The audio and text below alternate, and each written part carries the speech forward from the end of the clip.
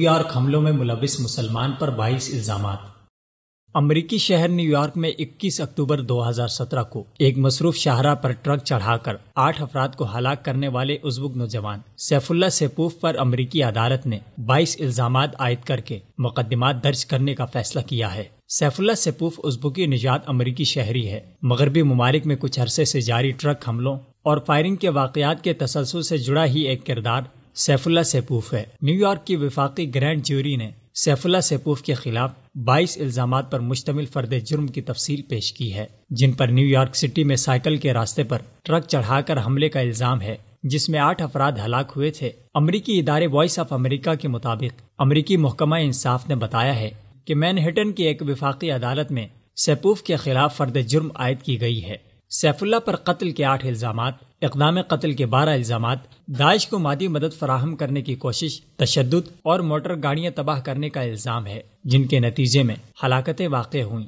ان تمام الزامات کو لے کر سیف اللہ پر کل 22 الزامات درج کیے گئے۔ سیف اللہ سیپوف کو 21 اکتوبر 2017 کی دوپہر سائیکل کے مصروف راستے پر موٹر گاڑی کی مدد سے حملے میں متعدد افراد کو نقصان پہنچانے کے الزام میں گرفتار کیا گیا تھا۔ حملے کے بعد فرار کی کوشش پر ایک پولیس اہلکار نے سیف اللہ سیپوف کو گولی مار دی تھی، جس سے وہ زخمی ہوا اور اسپتال منتقل کیا گیا۔ بعد ازاں اسے حراست میں لیا گیا۔ نیو یارک کے جنوبی ضلع کے قائم مقام اٹارنی جان ایچ کم نے کہا ہے کہ مینہٹن کے مغربی علاقے میں سورج کی روشنی میں نفرت اور بگڑے ہوئے نظریے کے غلبے کی شکار سیف اللہ سیپوف پیدل چلنے والوں اور سائیکل سواروں کے راستے میں گھس آیا اور 8 بے گناہ افراد کو ہلاک کیا اور کم از کم 1 درجن افراد زخمی ہوئے۔ یاد رہے کہ امریکی انتظامیہ سیف اللہ سیپوف کے حملے کو دہشت گردی قرار دے چکی ہے، جبکہ شدت پسند تنظیم داعش نے اس ٹرک حملے کی ذمہ داری قبول کی تھی۔ امریکی انتظامیہ اس حملے کو 9/11 کے بعد نیو یارک سٹی میں ہونے والا مہلک ترین حملہ بتاتی ہے،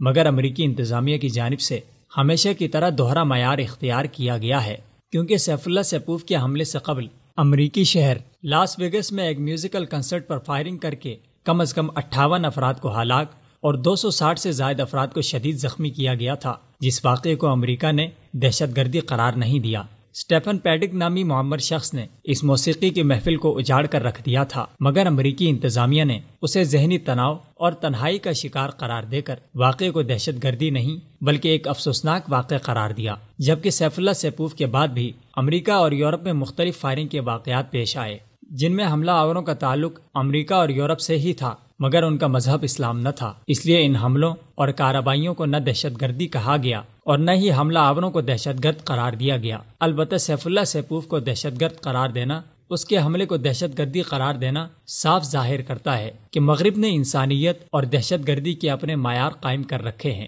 اگر ریکارڈ اٹھا کر دیکھ لیا جائے تو نہ صرف امریکہ بلکہ پورے مغرب اور یورپ میں گزشتہ سالوں کے دوران فائرنگ اور دہشت گردی کے واقعات میں تیزی سے اضافہ ہو رہا ہے، اور اکثر حملے غیر مسلم کر رہے ہیں، خاص کر قوم پرست یا نسل پرست نوجوان ان حملوں میں پیش ہیں۔ سفید فام دہشت گرد سیاہ فاموں کا قتل کرتے ہیں، جبکہ کچھ افراد تو کسی بھی سبب کے بغیر سڑکوں پر چلتے راہگیروں کو ہلاک کر دیتے ہیں۔ کئی افراد نے مساجد پر حملے کیے، نمازیوں کو شہید کیا، مسجدوں کو نقصان پہنچایا اور مسلمانوں کو بے گناہ قتل کیا، مگر ان تمام واقعات میں امریکہ اور یورپ بالکل جداگانہ رویہ رکھتے نظر آتے ہیں۔ اس دوغلے رویے اور خود ساختہ معیار کو نہ صرف مسترد کرنے کی ضرورت ہے بلکہ عالمی سطح پر اسلام اور مسلمانوں کے ساتھ شدت پسندی اور دہشت گردی کو دائمی طور پر جوڑنے کی کوشش کو بھی سمجھنے کی ضرورت ہے۔ دنیا میں کہیں ایسے نہیں ہوا کہ عیسائی دہشت گردی، یہودی دہشت گردی یا ہندو دہشت گردی کی اصطلاح استعمال کی گئی ہو، مگر ڈونلڈ ٹرمپ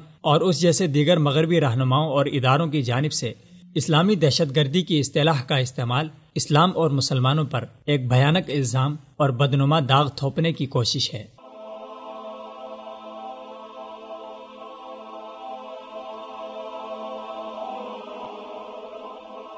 ایمان کی کرن، ہدایت کی شمع، وصال اردو۔